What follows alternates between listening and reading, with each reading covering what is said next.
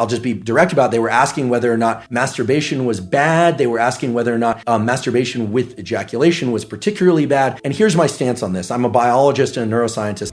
A few years back when I started doing some public-facing education, I started getting a lot of questions, especially on YouTube, from young males about pornography and masturbation. And this becomes very relevant here. We have to remember that this dopaminergic system is generalizable to many different behaviors, right? Academic pursuits, sports pursuits, relationship pursuits, but fundamentally it's tacked into the adaptive survival behaviors. And every species, including ours, has at least two major motivations, which is to protect its young and to make more of itself, to make more young at some level. People can opt out of that, but one of the absolutely pathologic situations for any animal or human is to be able to access repeated dopamine surges without effort or any pursuit that's self-directed. So for instance, cocaine, a drug which potently increases dopamine, or methamphetamine, which potently increases methamphetamine, but doesn't require any sort of adaptive action pursuit except to acquire the drug and spend money on it. No sacrifice.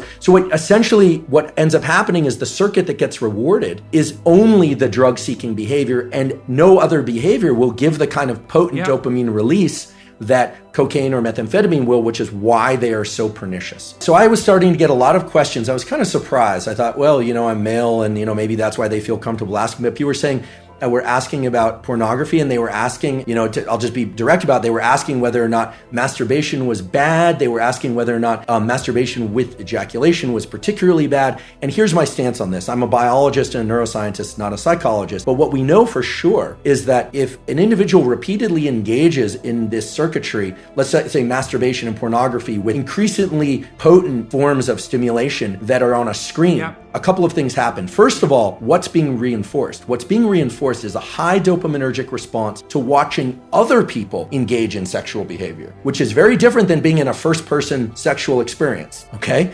So right there, that what's being reinforced is not actually any kind of improvement in communication skills. It's voyeurism. And as these questions started to come in more and more, I started to realize there was a lot of kind of undertones of people talking about fear of or experience with sexual dysfunction that clearly pornography can lead to. And here I'm specifically talking about males. I actually don't know the literature on females.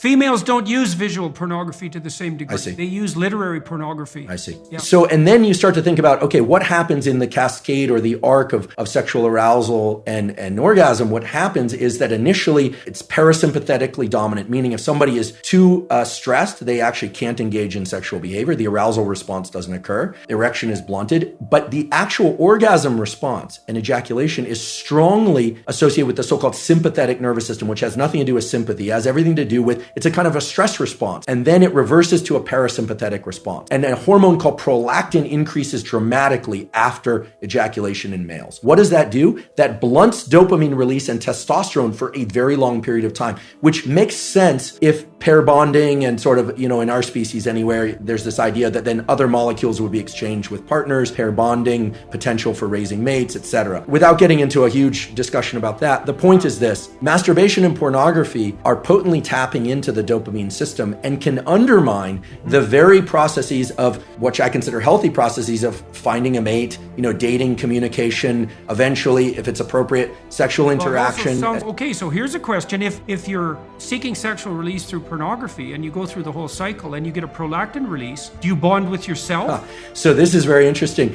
The biology explains it as what's left there is a kind of an open loop, a kind of an emptiness, because bonding with the self is a complicated notion. I mean, there's a healthy version of that, of course, loving oneself and self-referencing. And again, this is more far more your domain than mine in terms of what a healthy self-relation is. But in the absence of a real partner there, absence of real sexual partner, there's an open loop of neurochemicals, including oxytocin and prolactin. The dopamine, remember, dopamine goes up during pursuit, anticipation, then peaks and then crashes below baseline after orgasm and ejaculation. So this kind of low that people fear is putting them into an amotivated state. We can think of this, if I were to kind of expand on it, would be it's this kind of neurochemical, psychological equivalent of making your home environment filthy for a while, not actually putting you into this positive amplification of dopamine. So it depletes the dopamine system. And it's likewise in drugs of abuse and addiction, it eventually depletes the dopamine system. Initially, there's a huge dopamine surge with drugs of abuse like methamphetamine and cocaine.